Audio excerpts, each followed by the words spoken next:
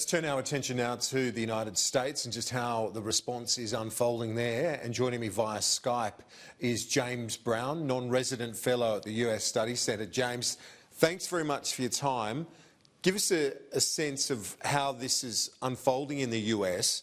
There are concerns that while countries in Asia, Japan, Singapore, Taiwan, China have got a lid on this, that in the US it's a very different scenario. What's your sense of things?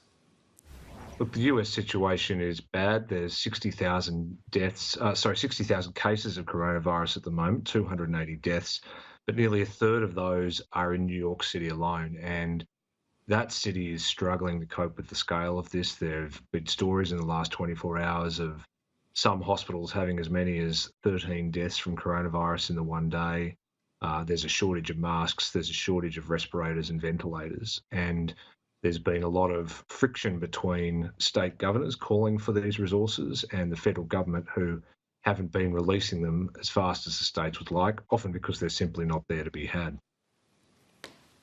And James, the president, for his part, he wants things, he's really keen to get things back to normal ASAP. I guess you understand that, but the health advice is quite different to that right now.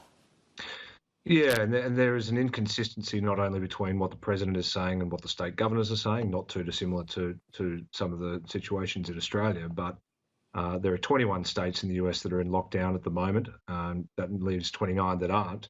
There's an inconsistency in approach at the state level too. The president being very forward-leaning in what he's saying, he's been spruiking the benefits of anti-malarial drugs in fighting the virus, whereas his health experts are saying it's far too soon to be clear about that. It hasn't been tested on nearly enough people. And of course, that's led to a hoarding of malarial drugs, which has had all sorts of flow-on implications. The president wants to see the US economy restarted sooner rather than later, but his health experts are saying to him, go slow, lock everybody down, let's ride this out, we're not there yet. So in terms of the economic response here, obviously it's all linked. You deal with the virus and then it's going to have an economic benefit sooner, but if people and nations don't deal with it soon enough, it drags on, and the economic impact also drags on. How does that feed into the strategic situation internationally? Because if countries can get back on their feet quickly and others stay in deep recession, this has an impact, doesn't it, in terms of strategic power? And strategic is exactly the right word. This is a problem of strategy, how to deal with the medical problem and the responses that are being suggested to that, how to deal with the economic problem and the problems that are the solutions that are being suggested for that. And it's an international problem. The G20 will meet later tonight, 11 p.m. Australian time, virtually for the first time. They're normally charged with coordinating the international economy. They have a lot to get through in a very short space of time. I think their main focus will be how to ensure that we don't see every man for themselves rushing to gather up medical equipment and closing borders and not sharing medical equipment.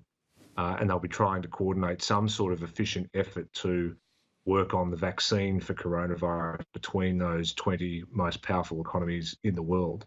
But there's a lot of agendas going into that meeting. The Saudis and the Russians are unhappy over their different approaches on oil at the moment. And of course, the US and China are in quite a serious state of rivalry at the moment too.